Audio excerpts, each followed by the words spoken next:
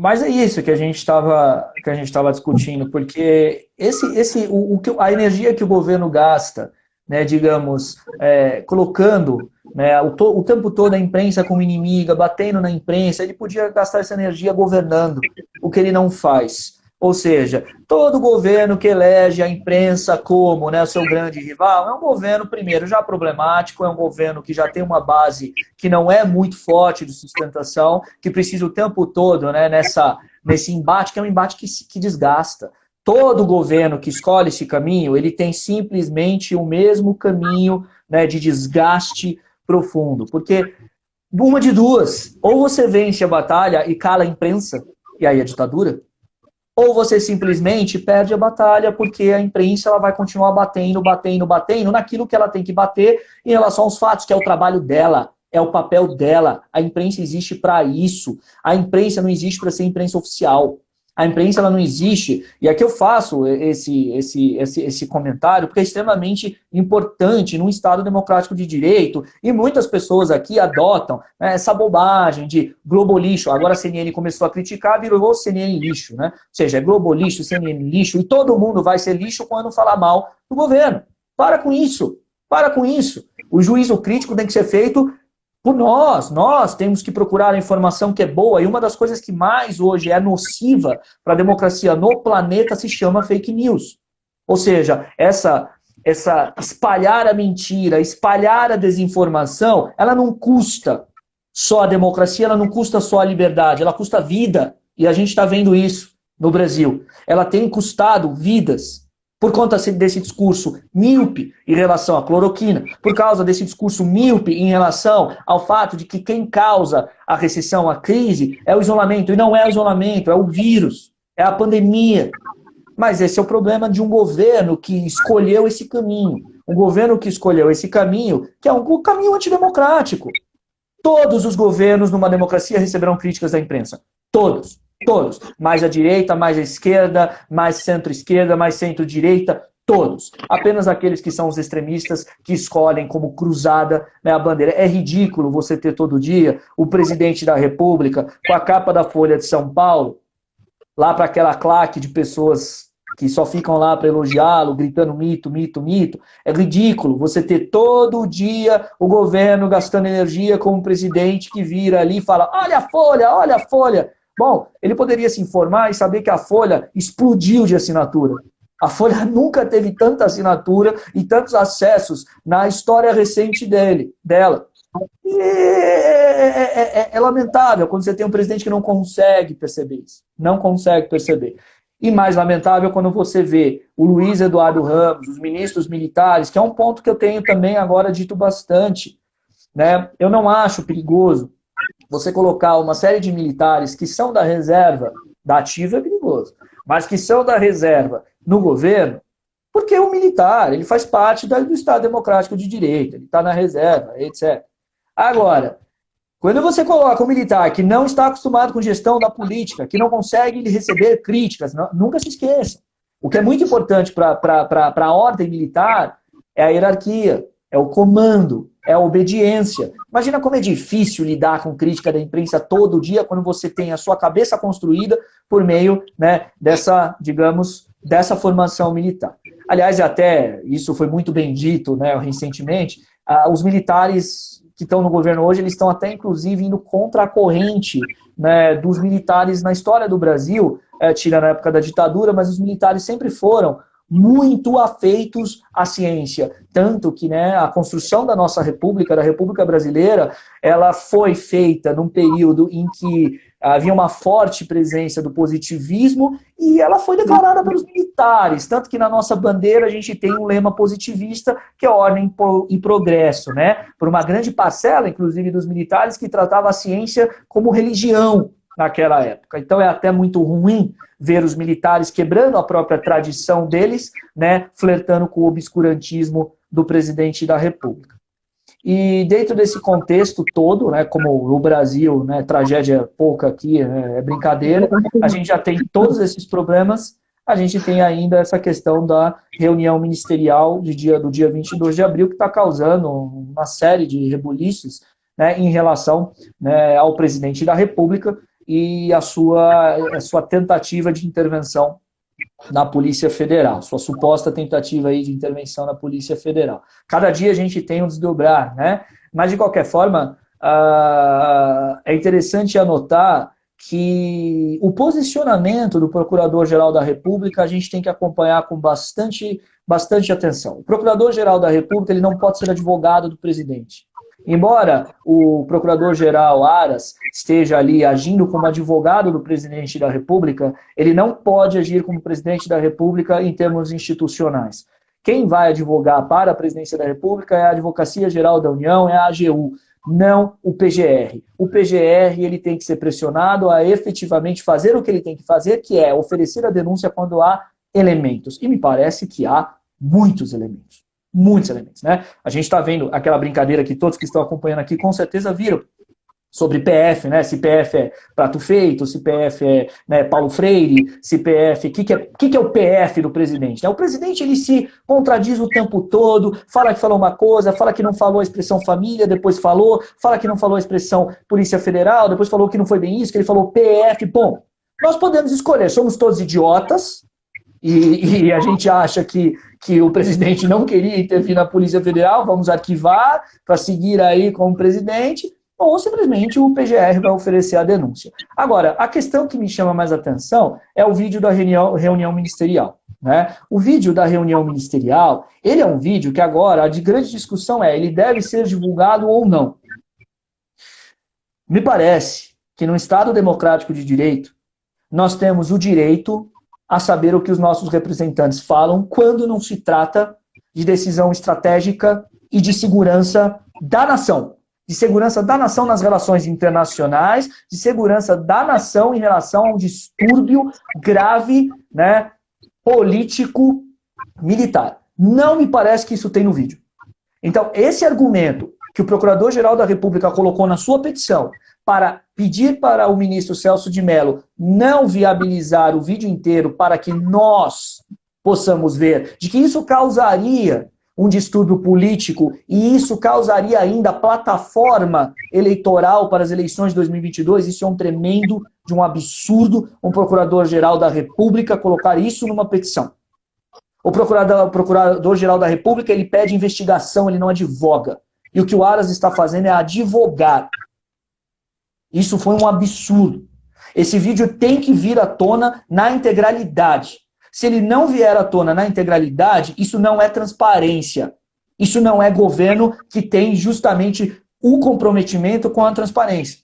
Ah, mas o ministro Weintraub falou coisas absurdas lá. Temos o direito de saber, nós somos os eleitores. Onde já se viu segredo no Estado democrático de direito? Nós temos, na construção da nossa democracia, vários entulhos autoritários. Um dos entulhos autoritários é o voto secreto no Congresso. Porque nós temos essa situação meio que paradoxal, né? Você elege um representante, só que o seu representante, ele vota sem que você possa saber o que ele vota. Ele te representa, mas você não sabe o que ele vota. O voto secreto é uma excrescência autoritária que nós precisamos lidar. Agora, um absurdo é você tratar também este vídeo como algo que não pode vir à tona e não pode vir a público pelo fato de que há palavras indizíveis ali do ministro Weintraub, do ministro Ernesto Araújo, que pode causar problemas com a China, por exemplo. Ah, quer dizer que ele colocar no Instagram aquela figurinha do Cebolinha? Pode. Agora o vídeo não pode. Quer dizer que simplesmente o ministro Ernesto Araújo fazer um texto no blog dele, que eu recomendo a vocês que entrem quando tiverem assim, querendo dar risada ou chorar, depende da reação de vocês. O blog dele é terrivelmente, né, desconexo da seriedade dos fatos. Quer dizer, quando ele pode publicar um texto sobre isso, ok. Agora, no vídeo da reunião ministerial, não pode, porque isso vai escancarar como o governo simplesmente governa. Isso não é democracia. Isso não é transparência. E um governo que pregou pela transparência, que falava que ia mudar tudo que estava aí, é simplesmente, então, né, as diversas contradições de um governo que, na verdade, não é o que sempre falou que era durante o pleito eleitoral. Então, eu espero que o ministro Celso de Mello, muito provavelmente a gente vai ter essa notícia na segunda, que ele, né, libere o vídeo na sua integridade. né, na sua própria, melhor, né, na integridade não faz muito sentido aqui, na sua, né, inteiridade, que ele seja, inclusive, aqui, né, aberto para que todos nós possamos ver, afinal, nós somos os principais interessados. Nós somos os principais interessados porque nós somos os eleitores. Nós somos aqueles que são os representados, né? Então, vamos ver. Não sei se você quer abrir, Nathalie, para perguntas, etc. Eu vi algumas perguntas vindo aqui, porque aí depois tem só mais 2 pontos aqui, e aí a gente já pode caminhar. A gente abre, deixa aí você tomar uma aguinha. Sei que você foi muito bem eloquente aqui, Guilherme, como sempre tem sido. Expõe, né? Até colocar cirurgicamente, eu acho muito importante, tá? E por isso que às vezes eu nem não comento, porque eu acho que cabe muito mais a sua área. Eu respeito muito isso, a gente ter esse diálogo entre áreas, cada um na sua especialidade, o que você faz muito bem, tá? E aí eu só tenho um comentário só falando dessas atrocidades aí, a própria ministra Damares, ela chegou a comentar sobre o uso da cloroquina, que na verdade quem não quer fazer o uso é só deixar aí por escrito, só avisar, tá? Que não quer e tá tudo certo, né? Então, não tem problema nenhum, vai ser utilizado, tá? Como se fosse um advil, que nem eu coloquei para vocês, e não tem problema. Quem não quer, deixa por escrito, coloca uma plaquinha que tá tudo certo, tá? Foi uma das atrocidades que foi dita aí, eu tava acompanhando, eu acho é surreal, né? É surreal a gente ver esse tipo de declaração, né? Até porque eles não têm formação na área, né? É o cúmulo do absurdo, como você bem falou, né? Ou mesmo o Guedes, né? Falando para não assaltar o Brasil, né? Até comentaram aqui sobre a tendência, né? Assim, não, a gente vai dar com o coração, né? Esse auxílio, não tem mais de onde tirar. Poxa, quem financia o governo somos nós, pagadores de impostos. Tá? O governo só existe porque a gente paga. Né? Não é com o coração dele, é porque a gente está necessitando, né? A única contrapartida que o governo tem que dar. E respondendo a Priscila, ela comentou o seguinte, assim, poxa, às vezes eu não consigo conversar, né, com os meus pais em casa, né, tem essa dificuldade, né, às vezes a grande maioria aí que foi contaminada por esse tipo de pensamento, né, de bolha, né, como o Guilherme chama, não, então eu convido, né, vem aqui, conversa com a gente, deixa aqui a pergunta, tá, Priscila, seja bem-vinda e não fique com medo, né? Exponha essa angústia que vocês têm aqui, a gente vai comentando, tá? Vamos ver aqui. Guilherme, o alinhamento com o Centrão pode gerar resultados positivos para o Bolsonaro contra a abertura de impeachment ou ainda não dá mais tempo? Mais ou menos ali como que aconteceu com a Dilma. Olha, vou aproveitar e responder isso já colocando alguns dos pontos aqui que a gente tinha separado e já fazer uma longa resposta em relação a isso. Mas, antes de mais nada, o que você falou, Nathalie, é fundamental, porque esse encontro entre áreas do conhecimento é fundamental, o diálogo entre a economia, a saúde, o direito, a política, as relações internacionais, isso tem que ser feito o tempo todo. Isso que se chama de coordenação de conhecimento.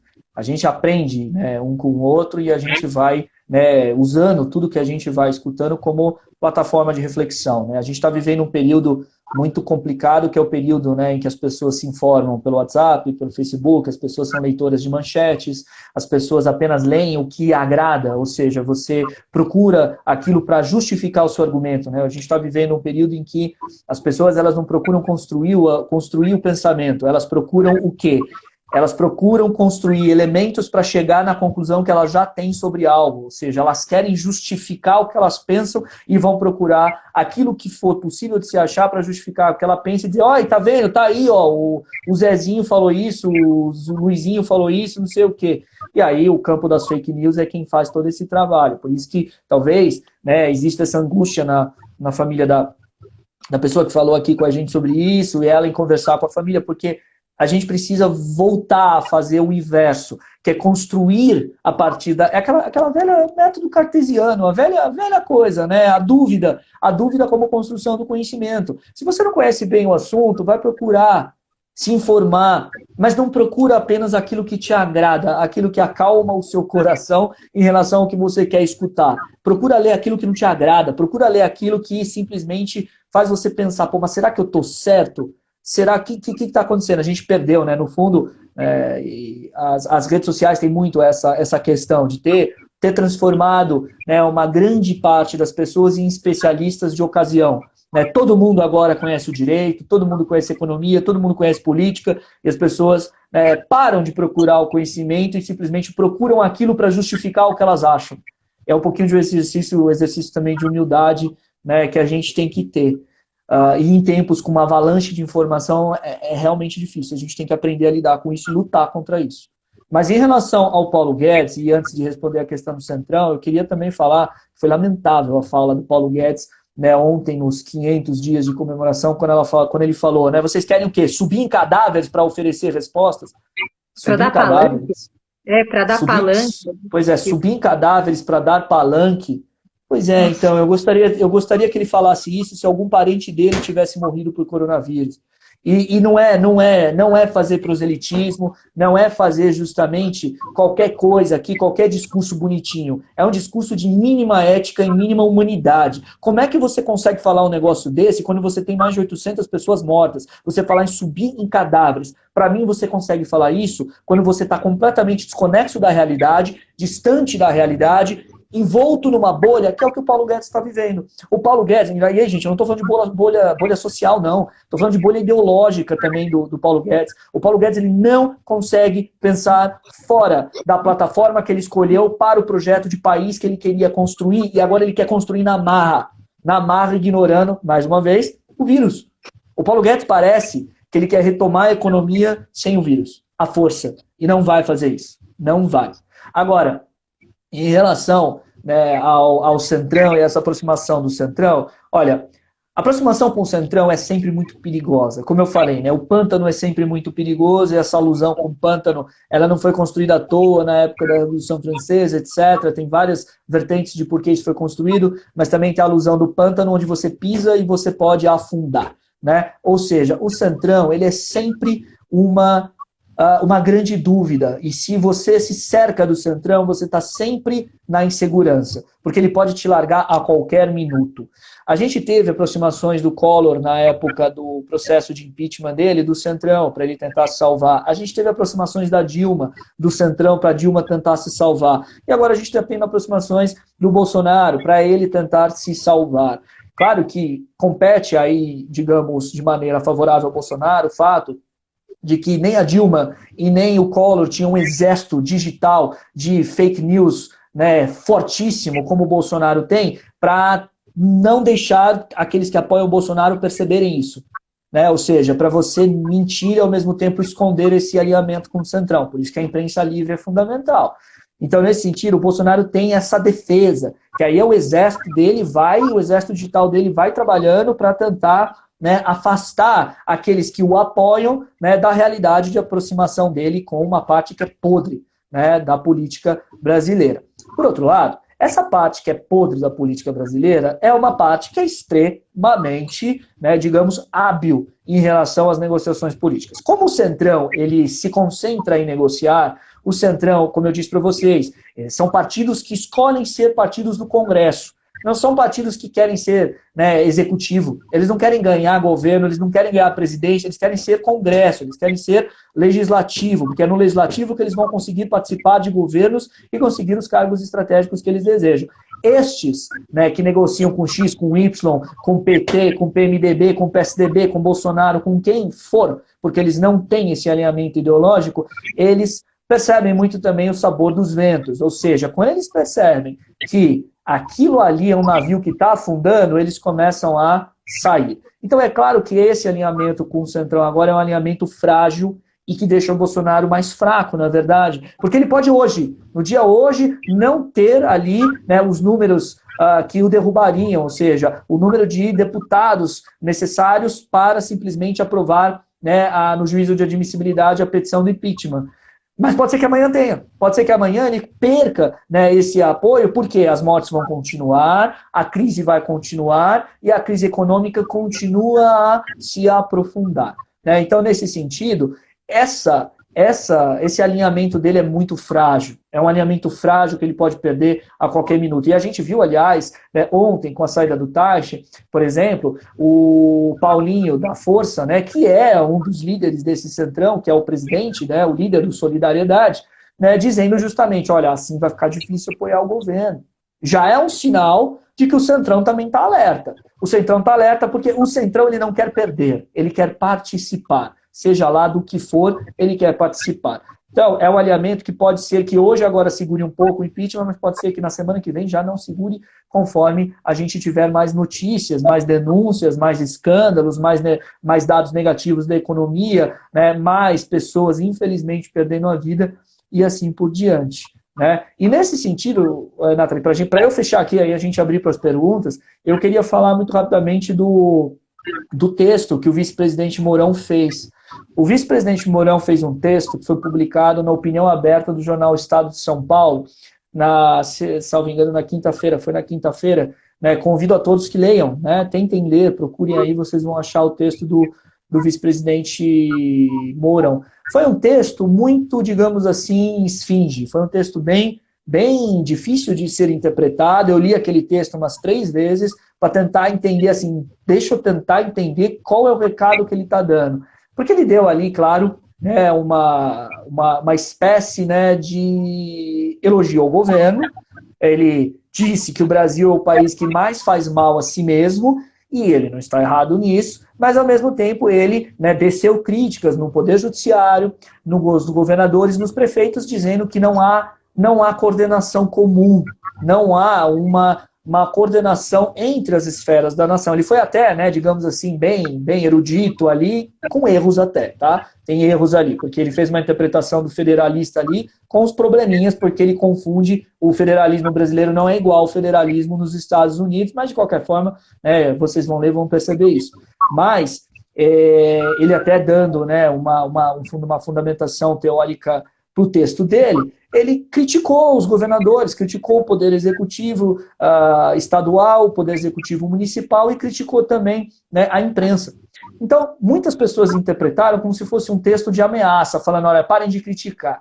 Por outro lado, muitos interpretaram também que foi um texto que ele quis apoiar o governo para que não fosse acusado no futuro, como o Temer foi acusado de ter conspirado contra Dilma pré-processo de impeachment. Ou seja, para que bolsonaristas não atacassem e o vissem como alguém que estava com o governo e que, se acontecer o impeachment, ele se tornar presidente, ele não conspirou.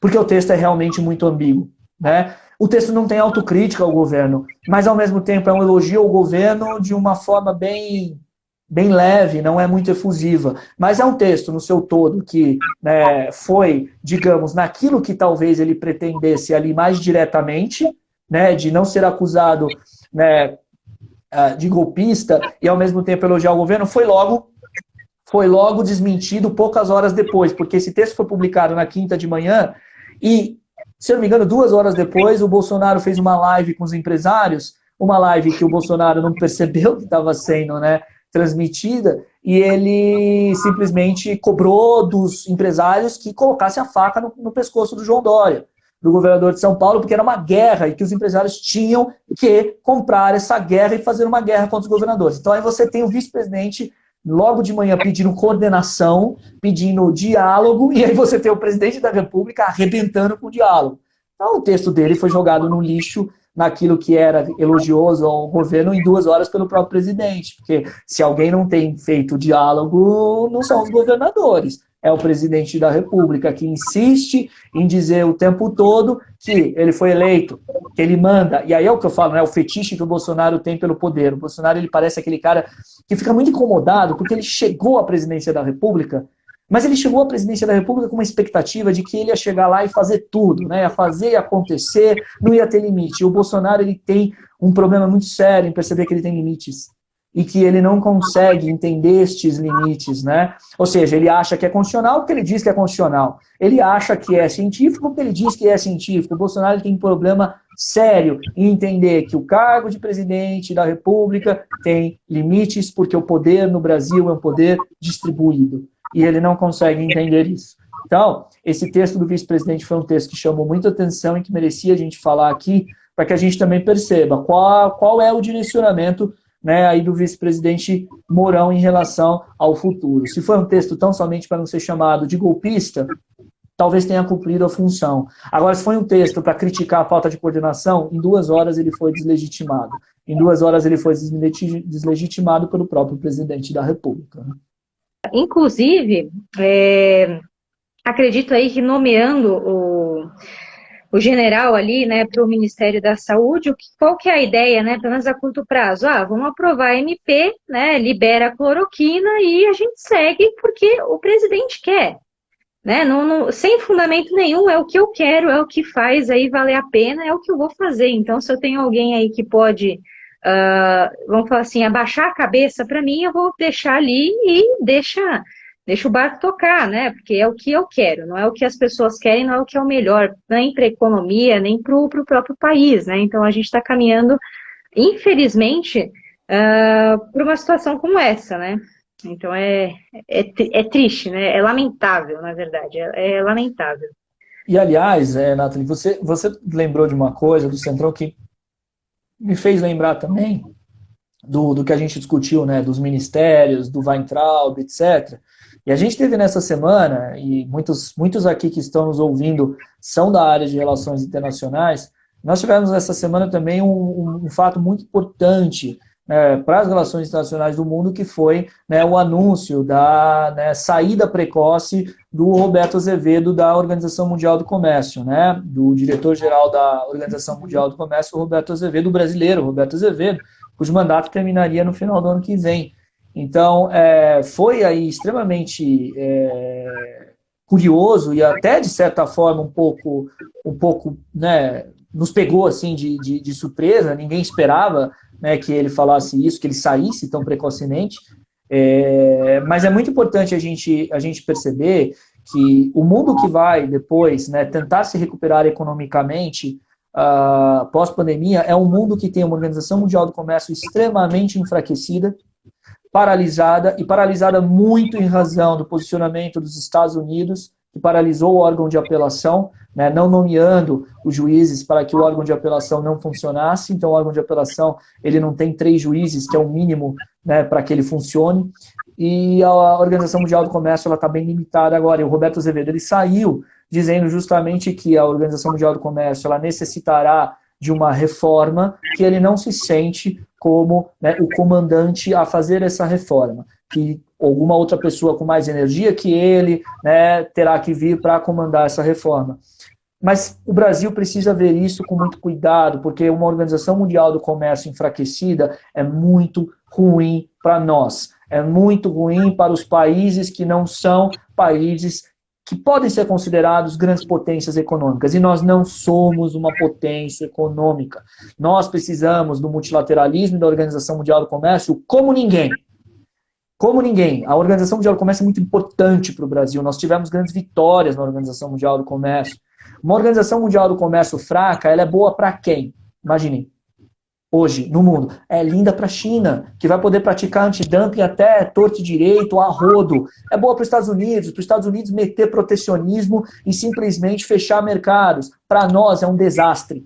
É um desastre que nós vamos ter, né, claro, consequências econômicas óbvias para nós. Então, é um mundo muito sombrio que se desenha aí pela frente quando a gente tem essa notícia em relação ao enfraquecimento da Organização Mundial do Comércio e essa saída do Roberto Azevedo. E aí você fica mais triste ainda quando você descobre que a nossa política externa se limita ao alinhamento com a política externa dos Estados Unidos, né?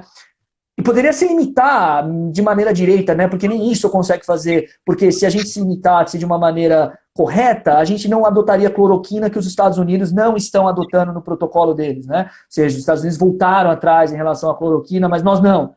Então, eu adoraria que o presidente Trump ligasse, né, para o Bolsonaro e naquela conversa de malucos, ele falasse, ô Bolsonaro, você que gosta tanto de mim, para com a cloroquina. E pronto. Né, porque nem o Trump está adotando isso. Aliás, para quem não soube, né, anteontem, aliás, um dos presidentes que defendeu o uso de cloroquina foi o Maduro. Nicolás Maduro, na Venezuela, que defendeu o uso de cloroquina e ainda falou, né? A cloroquina está sendo distribuída na Venezuela e na Venezuela, com a cloroquina, venezuelanos, si se puede, vamos vencer o vírus. É para a gente chorar, é para a gente chorar, é para a gente chorar. Então o Bolsonaro está muito bem alinhado, né, com o Maduro, muito bem alinhado com o Maduro, muito bem alinhado com o Turcomenistão, muito bem alinhado com a Bielorrússia, né? Ou seja, então nesse sentido, adoraria que pelo menos esse alinhamento que a gente tem, que já é um alinhamento burro, porque quando você se alinha nas relações internacionais, como eu já disse aqui, né, no outro sábado, quando você se alinha nas relações internacionais, você compra os conflitos do outro país, você compra as guerras do outro país, você compra a agenda do outro país e esquece da sua agenda.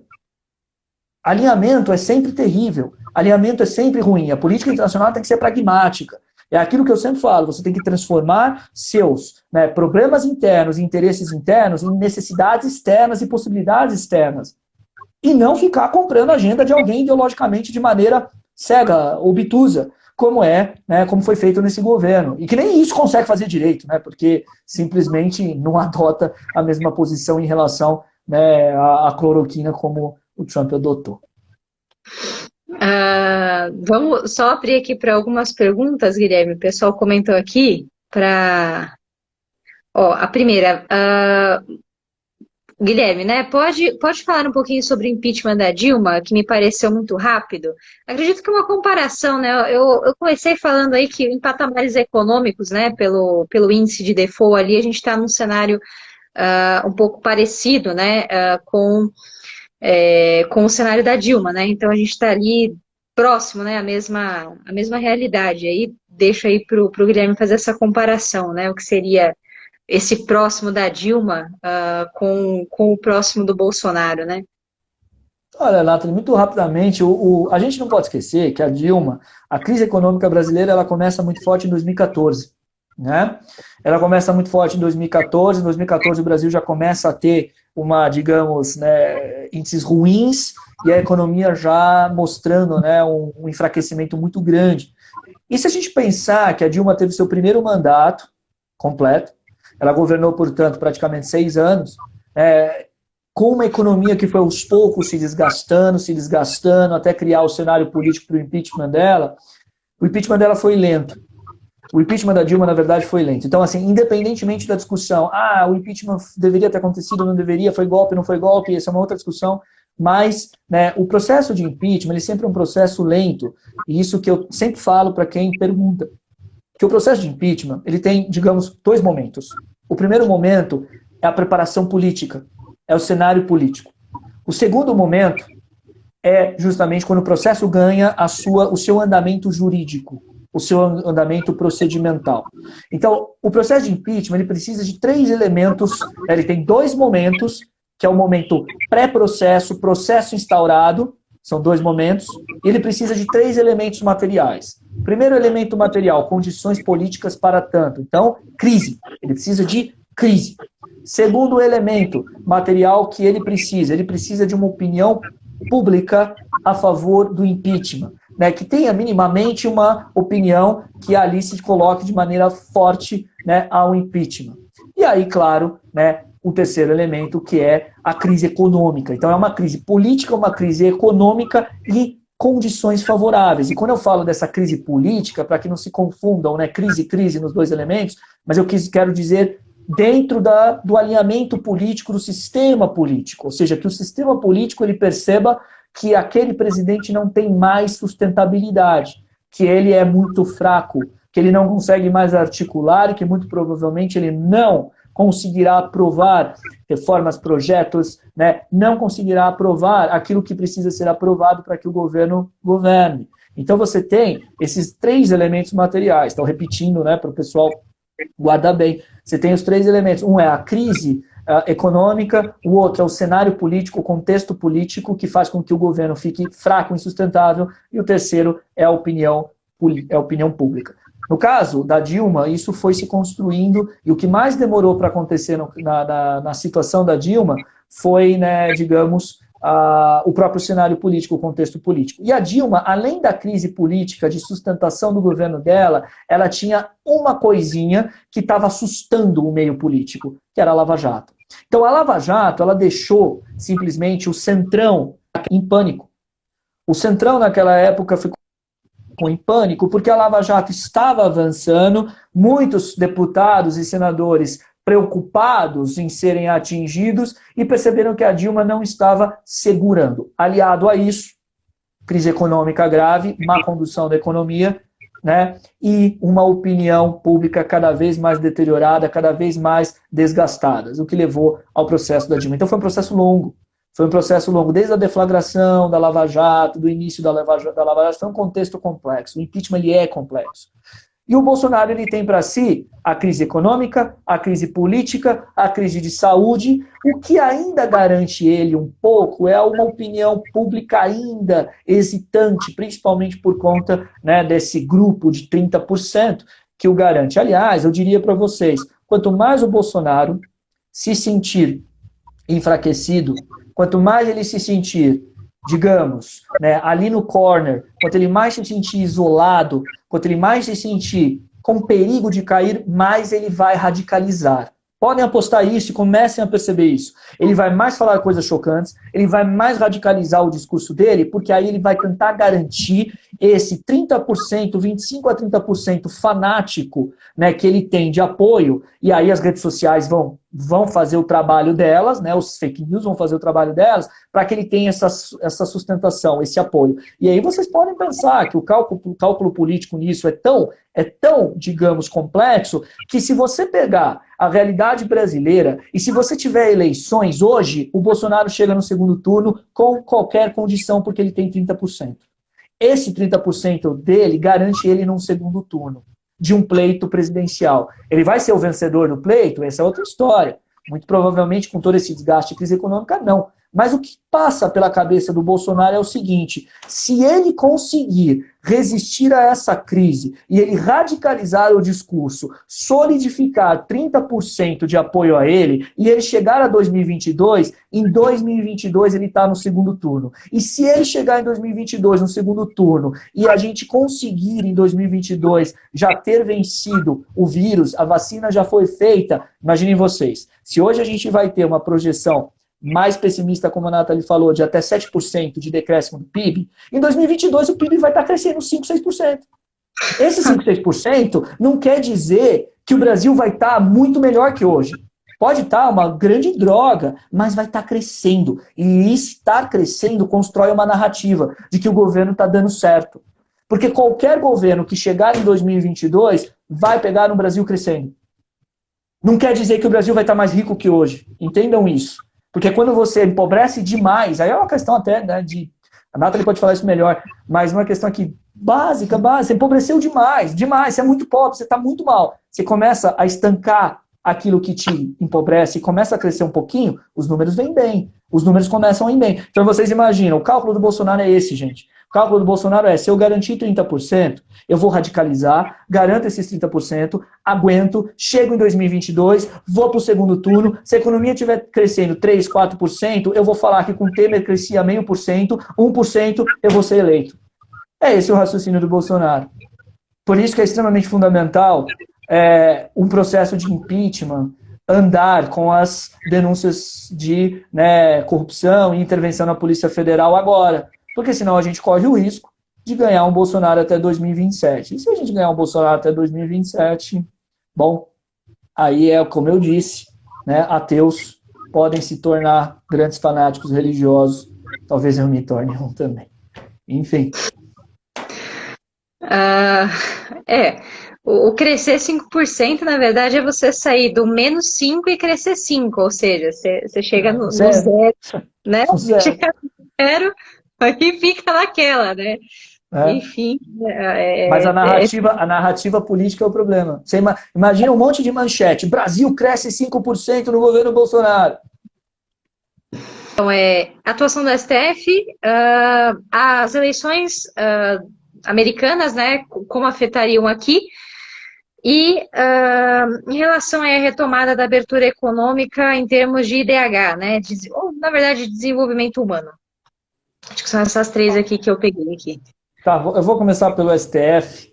O STF ele tem que fazer o papel dele. Ele é um poder, né? O STF não é um poder só ele, né? Ele é, digamos, a cúpula de um poder que é o poder judiciário, que é extremamente complexo e tem um mecanismo e uma estrutura muito complexa.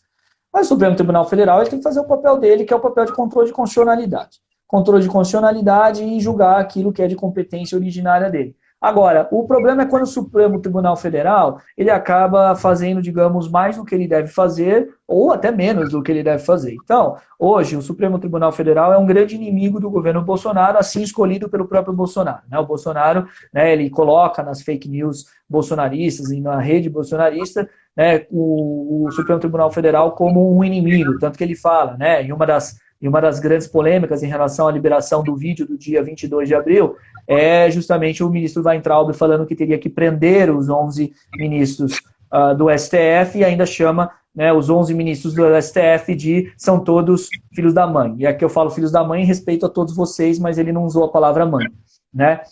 E, além disso, né, a própria Damares, a secretária de Direitos Humanos Damares, ela fala que tem que prender todos os prefeitos e todos os governadores. Demonstra, né, um conhecimento muito grande, né, dela, de democracia e como funciona, e quem pode prender, e quem não pode, por quê, etc. Mas, de qualquer maneira, o Supremo Tribunal Federal ele tem que fazer esse papel dele, um papel em que ele não se sinta nem intimidado pelo Poder Executivo e nem, ao mesmo tempo, que vá além do que ele pode. Então, é muito ruim quando você tem um presidente da República marchando sobre o STF e constrangendo, né, o ministro Toffoli, porque por mais que o ministro Toffoli, ele ali tenha tentado sair pela tangente e falado que o diálogo é importante, né, o ato de constrangimento a ele não é só a ele, é ao Supremo Tribunal Federal inteiro. E isso causou, como a gente sabe, né, uma grande repercussão interna. Os ministros do STF ficaram bastante, né, digamos ali, numa situação bem, digamos, de saia justa entre eles, né? Nós tivemos brigas entre o Marco Aurélio, entre, né, o Alexandre de Moraes, o Marco Aurélio muito bravo com o Alexandre de Moraes ter suspendido, né, por desvio de finalidade a nomeação do Ramagem. O Toffoli foi criticado por ter, né, negociado com o Bolsonaro, ter conversado com o Bolsonaro, negociar aqui não é a melhor palavra, gente, mas conversado com o Bolsonaro sem anuência dos outros ministros, uma vez que o presidente do STF representa todos os ministros, então ele não pode fazer isso sem avisar os outros ministros. Então estas coisas precisam ser percebidas e o Supremo Tribunal Federal não pode nem se intimidar e tampouco, né, começar a fazer uma política fora daquilo que ele pode fazer dentro do que a Constituição manda. Então, nesse sentido, é o que eu falo hoje sobre o STF. O ministro Celso de Mello ele tem uma decisão muito importante a ser dada amanhã, depois da manhã na segunda-feira, em relação à divulgação desse vídeo. Que ele haja bem, que ele, na minha opinião, vocês podem discordar de mim, mas na minha opinião, o vídeo tem que ser transmitido na integralidade, a gente tem o direito de saber como foi aquela, né, e a gente tem o direito de saber porque envolve, inclusive, um crime de responsabilidade potencial do presidente que está cada vez mais comprovado, né, a não ser que realmente aquela PF significasse, né, prato feito, o Paulo Freire, e que todas as mudanças que ele fez no Gabinete de Segurança Institucional, no GSI, né, fossem mudanças, né, feitas ali, né, por alguma divindade, por alguma movimentação que ele quis fazer, né, independentemente das investigações em relação aos filhos dele. Então, está mais do que claro isso, está mais do que claro. Vamos ver onde vai chegar, espero que o STF não aí, digamos, se intimide e faça o seu papel. Qual é a segunda pergunta, Nathalie? A respeito, né, qual o prazo aí da economia, né, economia reabrindo aí os impactos no desenvolvimento humano? É a segunda pergunta. Tá. Eu vi até o comentário aqui, né, de que eu devo ser fã da Damares, né? Olha, eu tenho uma característica que às vezes eu até falo que eu adoro me auto-sabotar, né? Quando eu estou um pouco bravo ou chateado, eu vou lá ler alguma coisa que me chateia e me dá mais raiva ainda. Né? Eu tenho esse péssimo costume de me auto-sabotar muito. Né? E a Damares, ela serve para isso, sabe, comigo. Então, assim, eu sou um grande admirador das falas dela, porque quando eu quero me torturar, sempre procuro saber o que ela anda fazendo em relação à promoção de direitos humanos do Brasil. Aí eu vou lá, me torturo um pouco e tento olhar um pouco, né, a nossa posição internacional em relação aos direitos humanos e me torturo mais ainda. Mas é essa relação que eu tenho com a Damares, né? E em relação a essa questão da abertura, olha, a abertura ela só pode ser feita quando você tiver simplesmente segurança em relação, né, ao controle da epidemia. Você tem mais de 200 mil infectados. Então você vai ter que abrir aos poucos. Agora, é claro, gente, isso é uma coisa que a gente precisa pensar. Ninguém em sã consciência está defendendo a quarentena e o isolamento porque quer ficar preso em casa. Nossa, descobri que é uma delícia ficar preso em casa, quero que todo mundo fique preso. Ninguém quer, tá todo mundo incomodado, todo mundo quer sair, todo mundo quer ter sua vida normal, voltar a trabalhar, encontrar as pessoas que gosta, né, voltar a se divertir, todo mundo está cansado. Mas a questão é o seguinte, o que a gente tem hoje, inclusive para defender a economia, para ajudar a economia, é o isolamento e uma abertura que seja pensada. A gente tem vários planos de abertura. O plano de abertura dos Estados Unidos, do governo Trump, é duro falar isso, mas é um plano bom. É um plano bom. O plano de abertura deles é um plano racional. É um plano bom, racional, que tem avaliações constantes, né, num período de tempo, para que possa fazer uma abertura segura. E é isso que o mundo está fazendo. O que a gente quer fazer aqui é escancarar. É escancarar, e não é assim. Se você escancarar com 200 mil infectados lá fora, sendo que este número é um número com subnotificação, e que muito provavelmente há a possibilidade de você ter, né, um acréscimo 10 vezes superior a esse número, quantas pessoas infectadas tem lá fora? Então imagina você pode encontrar com uma delas, e amanhã você vira um outro infectado. E fora que, é o que a gente sempre fala, o vírus ele tem um período de, né, incubação e desenvolvimento no corpo da gente. Então essas 200 mil pessoas, elas são, desculpa usar essa terminologia, mas só para vocês entenderem, porque ela é horrível de ser dita, mas esses 200 mil já são clientes do SUS. Esses 200 mil já são clientes do SUS, a grande maioria, porque a grande maioria é de camada social mais desfavorecida, não vai para os hospitais privados, vai para os hospitais públicos, então são 200 mil pessoas futuras a usarem o SUS. Então a gente tem um sistema de saúde com 80% em média de saturação, sendo que você tem 200 mil contratados para usá-lo aqui no futuro. Você vai sair para a rua de maneira desorganizada? Você vai realmente advogar uma abertura escancarada da economia, achando que só porque você abriu ali o seu negócio, vai todo mundo vir tomar café, todo mundo cortar o cabelo, todo mundo fazer exercício, eu entendo que há um sofrimento, é óbvio, há um sofrimento muito grande, principalmente no setor de serviços, mas o governo é quem tem a capacidade e a obrigação de ajudar, é ele que tem que dar dinheiro, seja imprimindo moeda, seja abrindo linha de crédito, Vejam, nos Estados Unidos, o que a gente teve foi o governo mandando cheque para as pessoas. Aqui a gente consegue criar um sistema por um aplicativo da Caixa em que exige que o CPF da pessoa esteja regularizado. A gente não está na Suécia, embora o Bolsonaro adore comparar com a Suécia. A gente tem aqui no Brasil uma realidade que as pessoas não têm CPF, ou tem 3 CPFs, ou tem 3 RGs, ou o CPF não está regularizado, ou porque abriu uma conta, ou porque está devendo, está com o nome sujo, etc. Essa é a realidade do Brasil. O Brasil é um país pobre, desigual. Então você exige ainda que a ajuda vá para as pessoas por um CPF regular. Quantas pessoas ficaram sem poder receber auxílio porque elas nem sabiam que estavam com CPF irregular? E essas aglomerações nas caixas lotéricas, na Caixa Econômica Federal, é culpa do governo. Ora, vou dar para vocês um exemplo fácil que o governo podia fazer. Sistema de voucher. O governo dá voucher para as pessoas. As pessoas pegam esse voucher, título de crédito, assim, pega esse voucher, troca ali no mercado, o empresário, o dono do mercado, ele pega o voucher, vai lá e desconta no banco. Porque o dono do negócio, ele tem mais condições.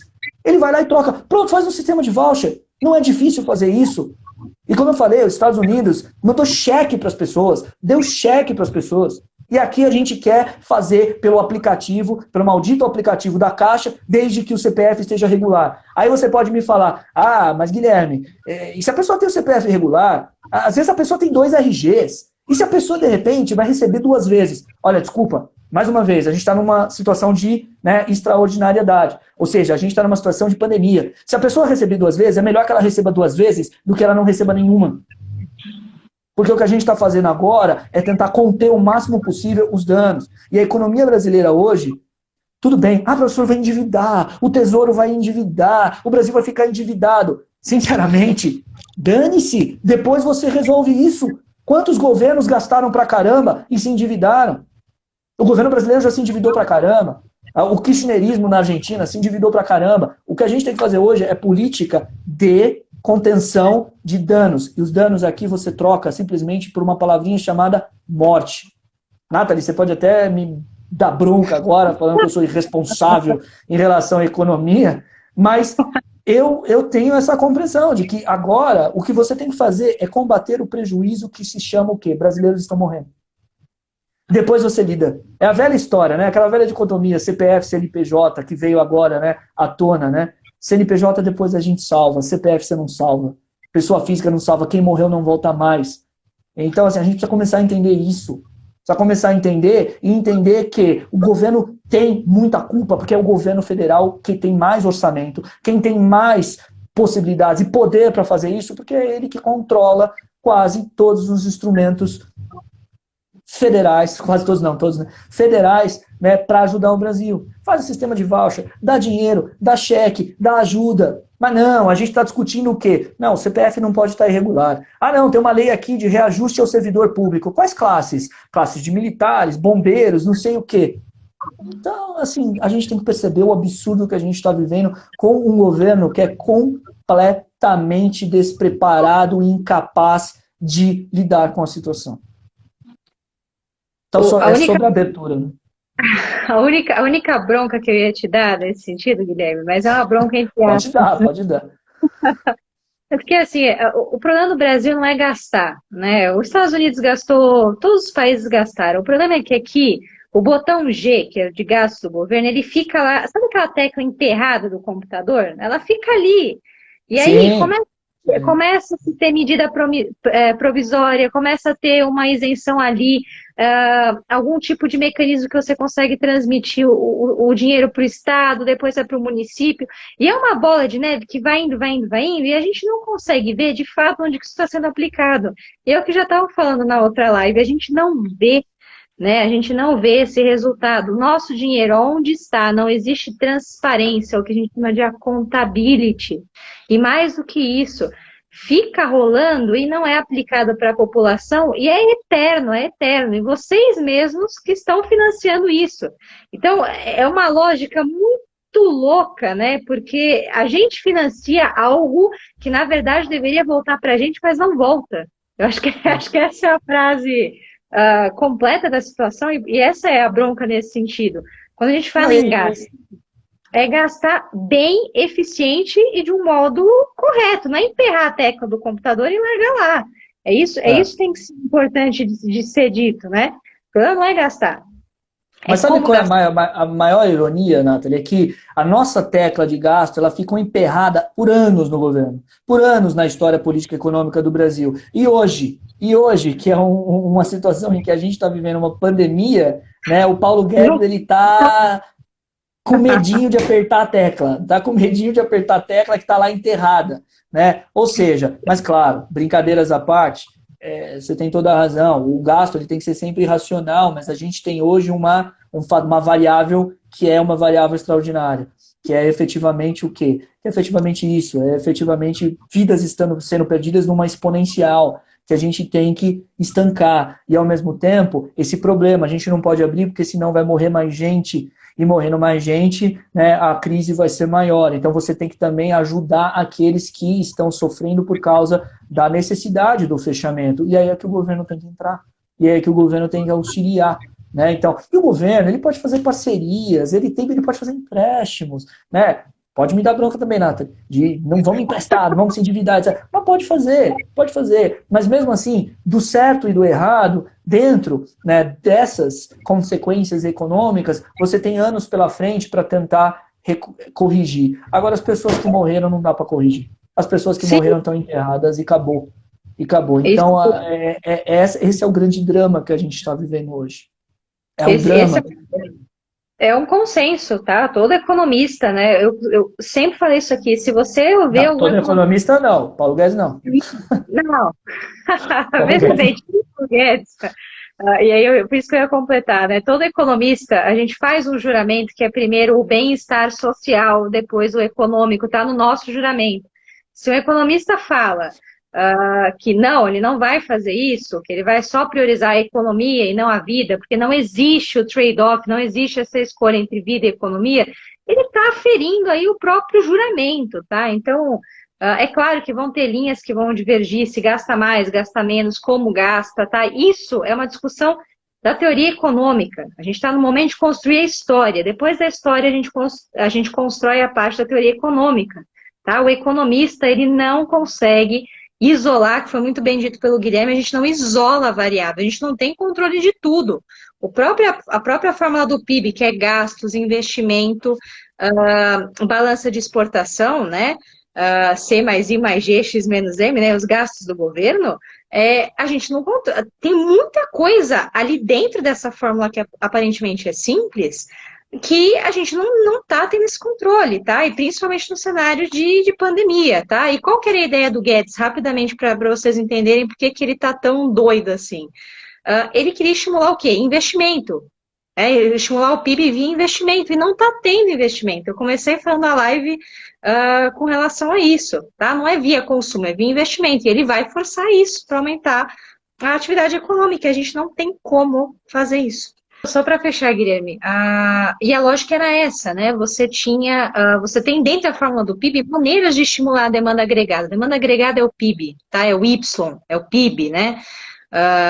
Tudo que é produzido dentro de um país.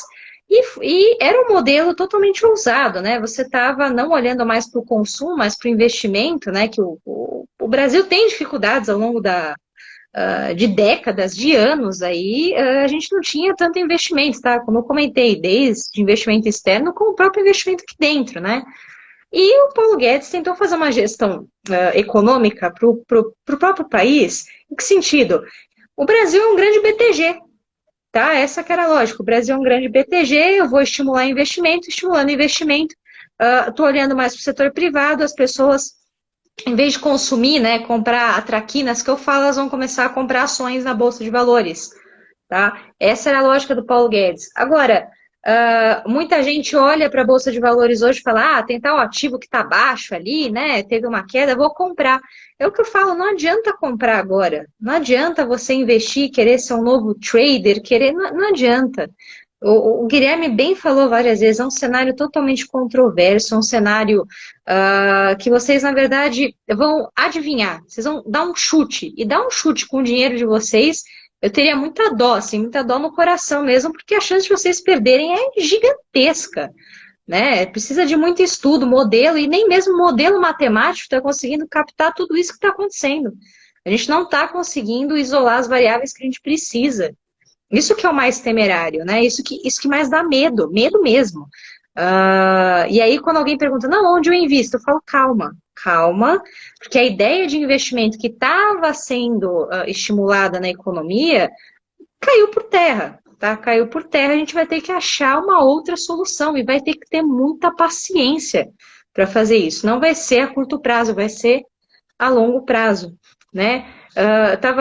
Dei uma fuçada aqui naqueles frames de notícia, Guilherme, se quiser comentar. A última informação que a gente tem é que o Bolsonaro está um pouco revoltado, né, com o pronunciamento ali do ex-presidente Fernando Henrique, e nesse sentido talvez ele queira aí estimular, né, a liberação do vídeo para mostrar, né, que ele honrou aí com seus compromissos, né, e que está querendo dar vamos falar assim, uma réplica ao Fernando Henrique. Mas o Fernando Henrique, ele recentemente, né, ele pediu no dia da saída do Moro, ele pediu que o presidente renunciasse, né, que o Bolsonaro renunciasse, e depois o Fernando Henrique, ele falou, né, agora numa entrevista mais recente, né, não sei se ele falou algo hoje, né, mas uma entrevista mais recente que o impeachment é sempre traumático, não é bom para o país, etc. Mas que se tiver que acontecer, tem que acontecer, e faz parte do Estado brasileiro. Né? E é claro, o Fernando Henrique ele tem peso, ele é um ex-presidente da República, e é claro que ele movimenta forças. Então, o Fernando Henrique ele é ainda uma figura extremamente importante no cenário político brasileiro, tem o peso de ser um ex-presidente da República, e claro, ele tem diálogo com diversas pessoas, diálogo com diversas lideranças do país, tanto no campo político como, né, no setor empresarial, no setor econômico. Então, é claro que uma frase do Fernando Henrique sempre tem peso, né? Assim como também a do ex-presidente Lula, a ex-presidente Dilma um pouco menos, mas é a ex-presidente Dilma, mas é claro que o ex-presidente Lula e o ex-presidente Fernando Henrique têm um peso ainda muito forte. O Lula tem os problemas em relação né, a prisão dele, etc., que fazem com que ele tenha mais dificuldade de, digamos, hoje se movimentar fora no cenário político do grupo, né, do grupo de apoio dele. O Fernando Henrique tem um pouquinho mais de facilidade em relação a isso, mas de qualquer maneira é sempre um peso, né? E a gente viu que o ex-presidente Lula também se posicionou, né, a favor agora, né, de um processo de impeachment do Bolsonaro. Agora o Bolsonaro ele deveria simplesmente ficar quieto. Ele faz, na verdade, ele abre aí um. Se ele fosse, digamos, uma pessoa preocupada em governar, ficava quieto e governava. Pronto, falava, bom, o ex-presidente cuida da vida dele, eu sou presidente, eu vou cuidar do governo do Brasil, ponto final. Mas ele não consegue, né? Ele não consegue e ele vai o tempo todo rebatendo, porque o Bolsonaro ele tem essa gestão formada no conflito, no combate. O Bolsonaro é isso, o Bolsonaro ele nunca saiu da eleição, ele não consegue governar sem ter um antagonismo, né? Porque o Bolsonaro é extremista, e todo extremista ele precisa de inimigos. E ele tem inimigos o tempo todo. Então, o Bolsonaro é um cara que não consegue simplesmente lidar com o fato de que quando você se torna presidente da República, você não vai agradar todo mundo. É o que a gente sempre conversa, né, Nathalie? Por exemplo, nós que somos professores, quando você exerce a profissão de professor, a primeira coisa que você tem que enfiar na cabeça é que você não vai ser unanimidade.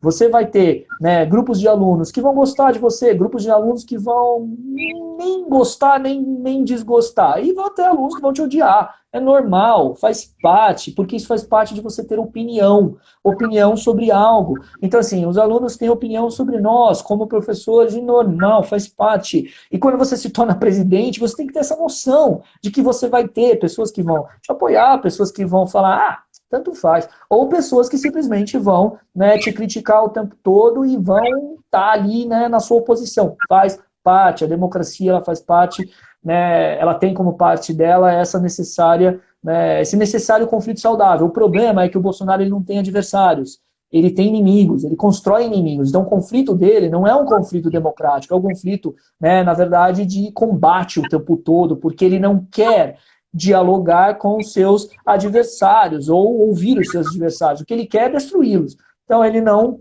consegue ficar quieto, ele não consegue simplesmente, né, até ele nesse sentido, ele traz problemas para si, é o que a gente fala, o Bolsonaro é o grande risco do Brasil, porque ele traz instabilidade, ele é o grande produtor de crises do próprio governo.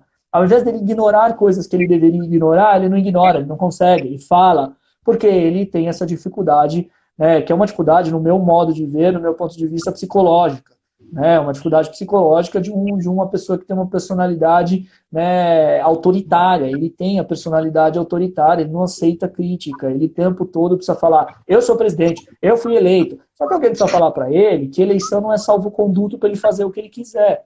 Ou seja, tanto a eleição não é salvo-conduto que a Constituição do Brasil previu impeachment. Então, o impeachment é um instrumento constitucional para retirar do cargo aquele que não cumprir com as obrigações e deveres do cargo. Tanto que um argumento que eu entendo no contexto de sociedade, de que o impeachment é traumático, é um argumento que também deve ser pensado, de que, apesar disso, é um argumento, né, o impeachment é um instrumento da Constituição. O impeachment, se nós tivermos os elementos para o impeachment, ele deve acontecer. Mas a gente está numa pandemia, como é que a gente vai fazer o processo de impeachment? Voto remoto, que se faça. E não vai ser um processo longo. Como eu disse, assim, se o Bolsonaro realmente tomar impeachment, né, o meu palpite é que o impeachment ele vai levar o ano inteiro, o processo leva um ano inteiro, e lá só em 2021 a gente vai ter alguma, né, digamos, alguma resolução sobre isso. A não ser que aconteça alguma coisa, alguma denúncia, alguma coisa mais grave que implique numa renúncia dele ou num processo mais acelerado, porque tudo pode acontecer. Né? Na política tudo pode acontecer. Mas a gente tem que perceber que o impeachment ele é um instrumento que a Constituição nos deu para usar. Voto não é salvo-conduto. Aliás, só para fechar isso, um argumento curioso. Né?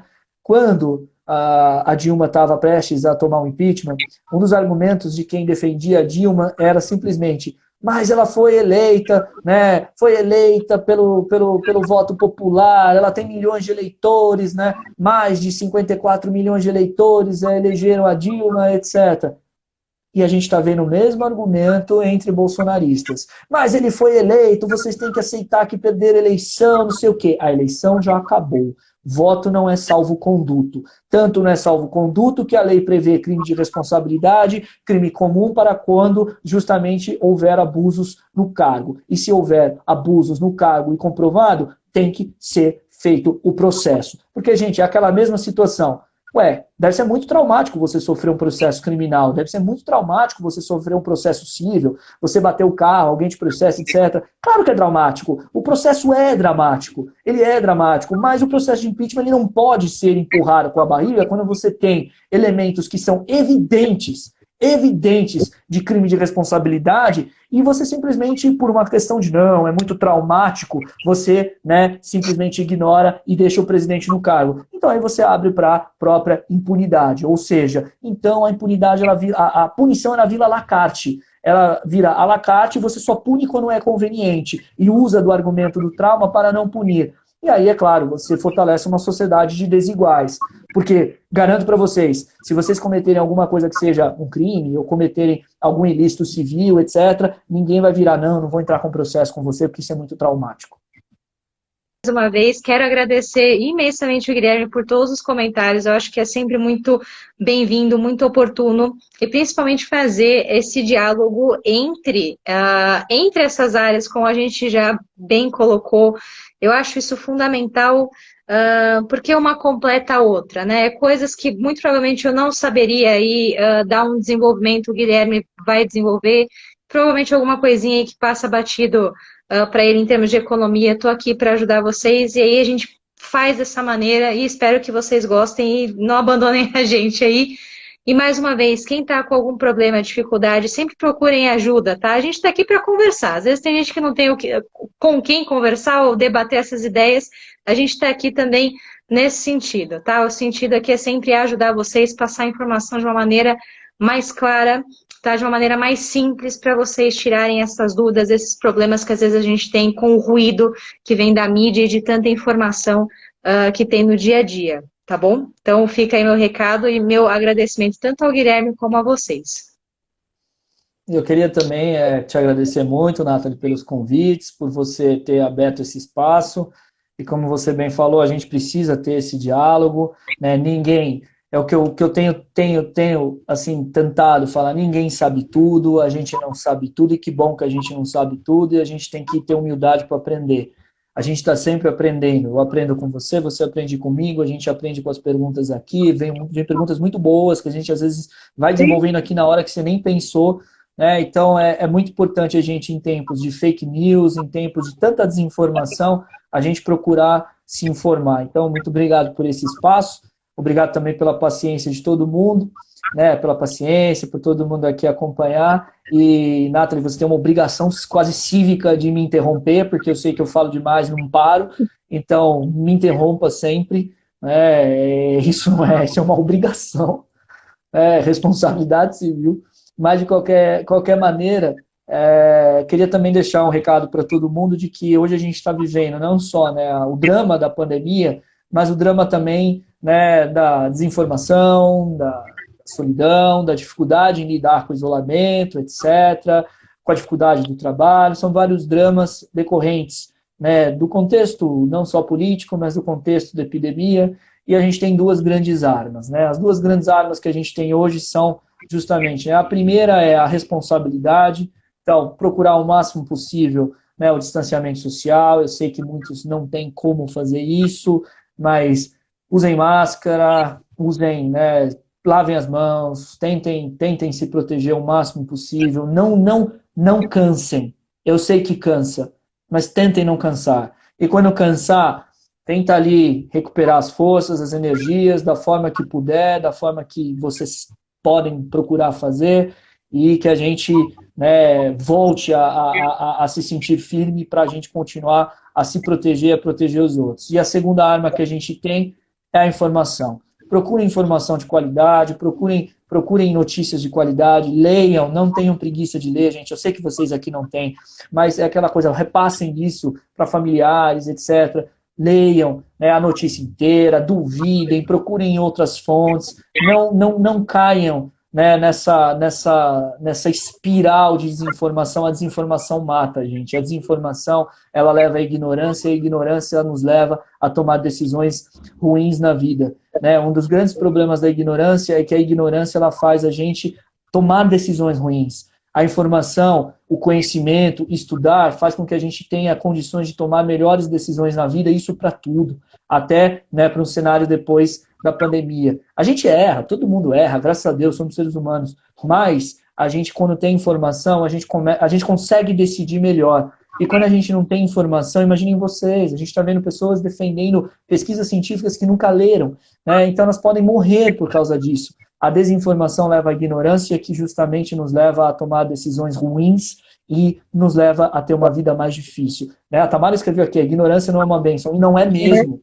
Essa é uma frase terrível, uma frase que a gente precisa, né? Claro, ela tem o sentido de brincadeira dela, mas a ignorância ela é uma tragédia, porque a ignorância ela diminui nossa vida. A ignorância ela faz com que a gente tome decisões ruins, erradas, e faça com que a gente simplesmente, né, prejudique não só a nós mesmos, mas também as pessoas que estão ao nosso redor. Então, as duas coisas, gente, responsabilidade, distanciamento social o máximo que puder, cuidem-se e se informem. São as duas grandes armas que a gente tem hoje. E sejam solidários, né? A gente precisa se ajudar, conversar, etc., construir uma sociedade que a pandemia escancarou como hiperindividualista, injusta, né, realmente com classes sociais das mais diversas, onde aqueles que têm menos são sim os mais atingidos. É uma sociedade injusta, individualista, cruel. O Brasil é, infelizmente, um país muito cruel. Então, que a gente, pelo menos, possa depois nos reconstruir com esse quadro, com essa ilustração na nossa cabeça. A gente tem que mudar essa sociedade. E a gente vai mudar essa sociedade com mais informação, mais solidariedade, mais responsabilidade, que nos fará tomar melhores decisões, porque as decisões que a gente anda tomando são péssimas, né? E, bom, chega, né? Porque senão eu vou chegar onde eu não quero chegar, que é falar do cidadão. E ele vai dar um pronunciamento hoje, né? Se vocês forem assistir, reparem no que eu falei sobre a radicalização, reparem no que eu falei sobre ele jogar mais alto ainda, porque provavelmente vai ser um pronunciamento a favor do escancaramento e do não isolamento, e vai ser um pronunciamento que muitos de vocês vão ficar bravos. Mas acompanhem. E é isso, gente. Obrigado, obrigado. Um breaking news, provavelmente ele não vai dar esse pronunciamento, Guilherme. Provavelmente, pelas últimas notícias aqui, eu falo, como um bom governante que a gente tem, né? Ele fala que vai fazer e volta atrás, tá? Então, por enquanto... Eu fico feliz, porque assim eu vou dormir em paz, porque assim eu vou conseguir dormir mais calmo. Mas nunca se sabe, tá? Mas nunca se sabe, vai que aqui umas 8h30, 8 horas ele aparece. Por enquanto, a princípio ele voltou atrás, tá? Porque vai ver, né? Vai ver se PF não é Polícia Federal, né? Não pronunciamento pode ser qualquer coisa, né? A gente já sabe que... É prato feito. Aquela famosa frase naquela imagem do hambúrguer, ele tá comendo no Burger King ali, é mais ou menos aquele sentido. Tem nada a ver com isso federal. Se tem uma coisa que a gente não pode esperar desse presidente é que ele seja transparente. Isso ele já provou que ele não é. Tomé, muito obrigada aí, meninas. Também agradeço aí todos os comentários, todo o carinho que vocês têm, tanto por mim como pelo Guilherme. Tá? É recíproco e a gente está aqui para ajudá-los. E vai sim, viu? Deixa eu ver só quem comentou aqui. A Tamara. Tamara, vamos sim, a gente vai comentar o pronunciamento aí, se eventualmente existir. Fica tranquilo que a gente dá um jeito, tá bom?